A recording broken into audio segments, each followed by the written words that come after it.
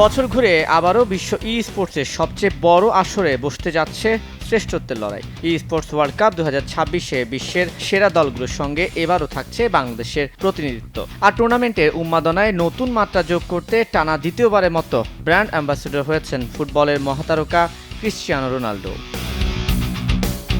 ফ্রান্সের প্যারিসে 7 জুলাই থেকে শুরু হচ্ছে এবারের আসর। টানা প্রায় 8 সপ্তাহ ধরে 25টি গেমসে চলবে বিশ্ব সেরাদের লড়াই, যার পর্দা নামবে 30 আগস্ট।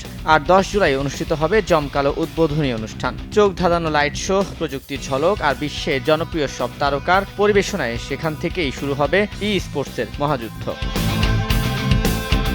বাংলাদেশের জন্যও রয়েছে বড় আনন্দের খবর। গতবারের ধারাবাহিকতা ধরে রেখে এবারও দেশের পতাকা উড়াবে দুটি দল। ফ্রি ফায়ার ইভেন্টে অংশ নেবে স্ট্র হেডস এবং টাইটান্স ই স্পোর্টস। দেশীয় বাছাই পর্বে চ্যাম্পিয়ন্স ও রানার্স আপ হয়ে তারা জায়গা করে নিয়েছে মূল আসরে। দুই গ্রুপে বিভক্ত হয়ে বিশ্বের 22টি দেশের সেরা দলগুলোর বিপক্ষে নিজেদের সামর্থ্য প্রমাণের মিশনে নামবে বাংলাদেশের এই দুই প্রতিনিধি।